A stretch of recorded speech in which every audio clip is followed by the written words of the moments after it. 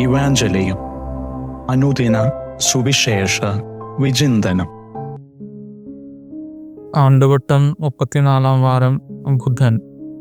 സുവിശേഷ ഭാഗം ലൂക്കായുടെ വിശുദ്ധ സുവിശേഷം 21 അധ്യായം 12 മുതൽ 19 വരെയുള്ള വാക്യങ്ങളും.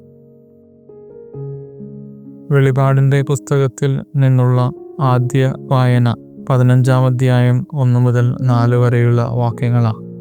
ആദ്യ വായനയിൽ വിജയത്തോടെ നിൽക്കുന്നവരെ കണ്ട് സന്തോഷചിത്തരാകാൻ നമുക്ക് സാധിക്കുന്നു.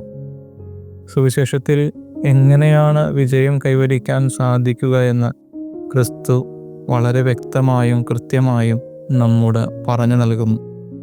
ഭയപ്പെടരുത്, പതറരുത്. കാരണം വിജയത്തിന് മുൻപ് ബുദ്ധിമുട്ടുകളുണ്ടാകും, സഹനങ്ങളും പീഡകളും ഉണ്ടാകും, ജീവന് വരെ ഭീഷണി ഉണ്ടാകും, ജീവൻ നഷ്ടപ്പെട്ടെന്നും വരാം. പക്ഷെ അപ്പോഴൊന്നും ഭയപ്പെടരുത്. എത്ര വലിയ സ്ഥാനത്തിരിക്കുന്നവരുടെ മുൻപിൽ നിൽക്കേണ്ടി വന്നാലും ഭയപ്പെടരുത്.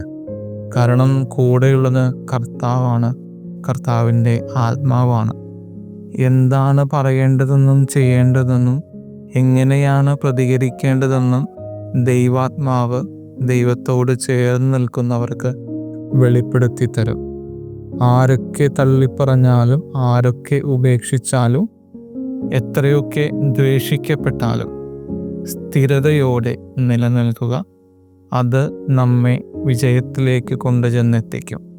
ആദ്യ വായനയിൽ വിജയിച്ചു നിൽക്കുന്നവരെ കാണുമ്പോഴുണ്ടാകുന്ന സന്തോഷം നമ്മെ പ്രതിയും ദൈവത്തിനുണ്ടാകും.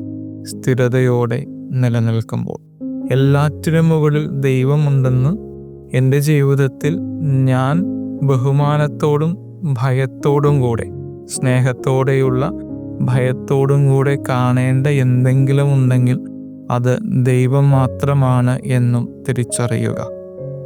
നിലനിൽക്കുന്നതിലൂടെ, പീഡനത്തിലും മരണം വരെയുള്ള പീഡനത്തിലും നിലനിൽക്കുന്നതിലൂടെ നിത്യജീവൻ കരസ്ഥമാക്കാൻ നമുക്ക് സാധിക്കും.